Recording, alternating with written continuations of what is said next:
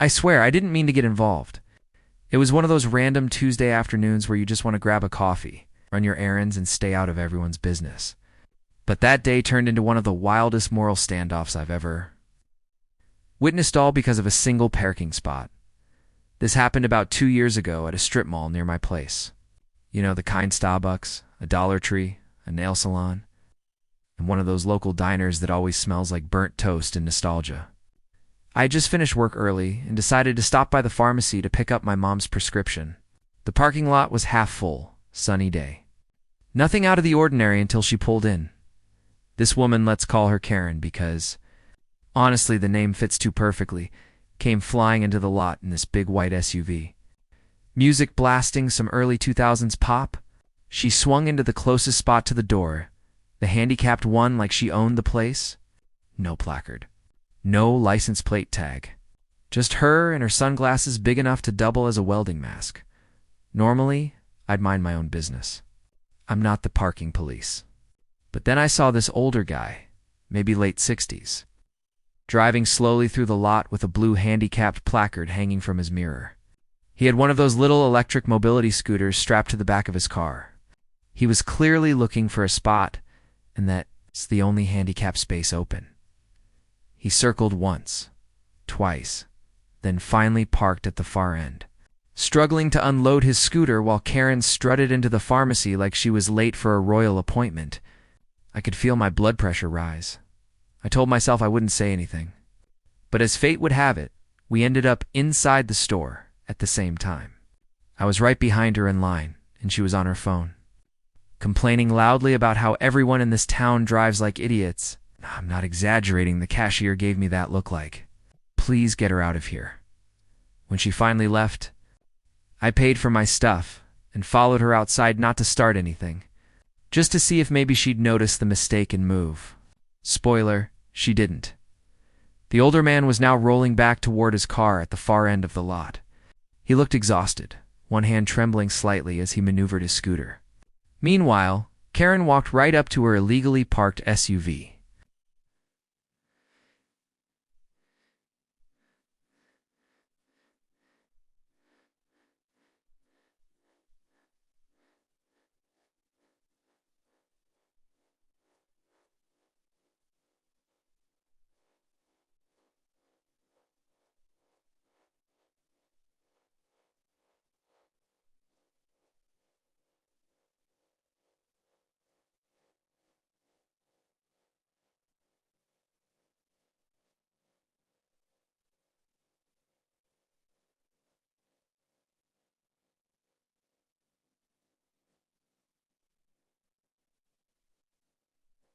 What had bibbered better, I'd have. Totally unbothered.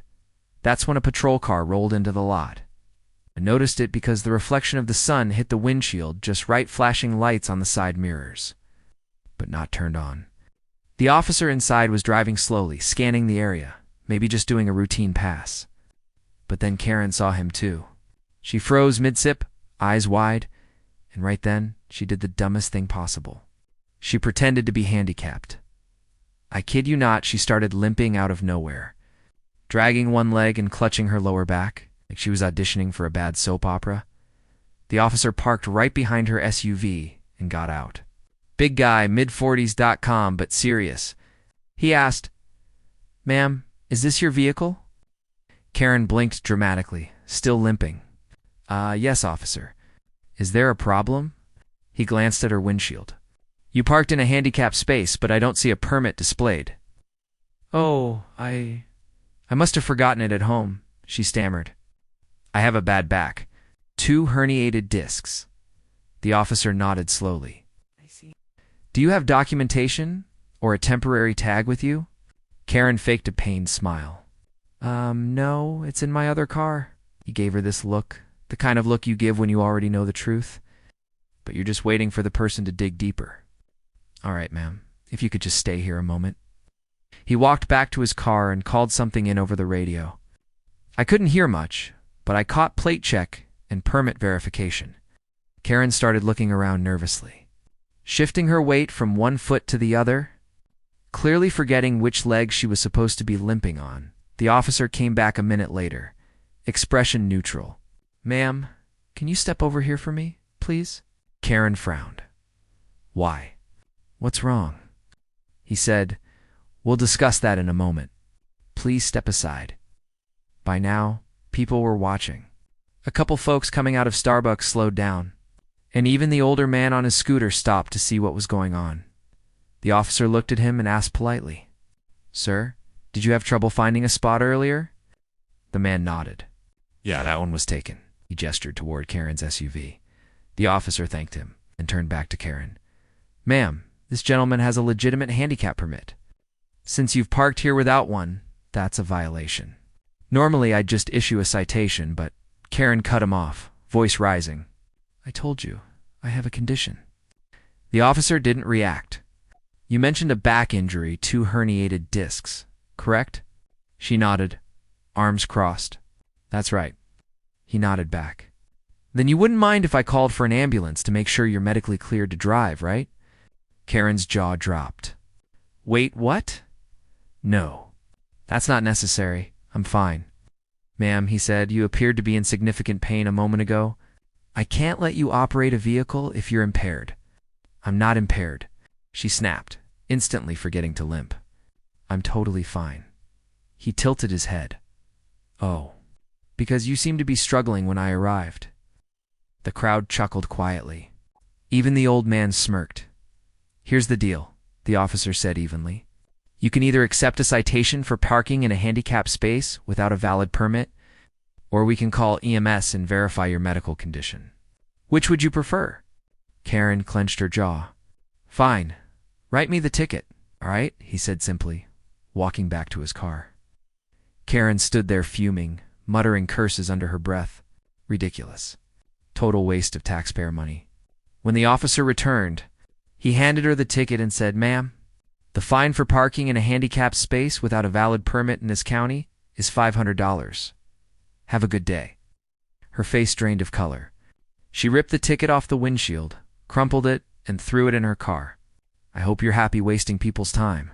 She snapped. The officer stayed calm. Actually, ma'am, one more thing. He pointed at her license plate. Your registration expired 3 months ago. Karen blinked. No, it didn't. He tapped the sticker. You might want to check again. Her face twisted. You've got to be kidding me, he sighed, professional as ever. I'll need to issue another citation for that as well. At that point, the small crowd actually laughed. It wasn't mean-spirited. It just felt like karma had shown up on time for once. Karen shouted something about real crimes and overreach. But the officer ignored her. He finished the paperwork, handed her the second ticket, and said, You can dispute both in court if you'd like. The older man rolled a bit closer on his scooter. He smiled kindly and said, Maybe next time. Let people who need the spot use it, huh? Karen didn't answer. She just slammed her door and sped off so fast she nearly hit a shopping cart. The cop shook his head. Some folks have to learn the hard way. I asked him quietly, Do you deal with that a lot?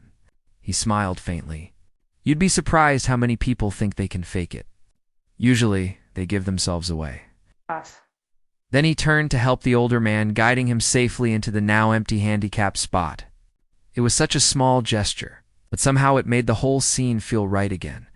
As I drove home later, I couldn't stop thinking about it. It wasn't just that Karen got what she deserved, it was how the cop handled it. No shouting, no shaming, just calm authority and a little bit of poetic justice. A few days later, I went back to that same strip mall. The handicapped spot was open, and the same older gentleman was there, parking carefully, smiling as he got out. When he saw me, he said, You were there the other day, weren't you? I laughed. Yeah, that woman was something else, he chuckled. They always get caught. Life's funny that way. And he was right. Sometimes life doesn't need us to intervene or get revenge. It just has a way of evening things out. Still, I'll admit, every time I see a white SUV now, I half expect a dramatic limp and a $500 ticket waiting in the wings. Because if I learned anything that day, it's that karma doesn't always shout. Sometimes it just parks quietly right behind you lights, off waiting for you to pretend you're someone you're not. And when it finally steps out of the car, you'll wish you'd parked somewhere else.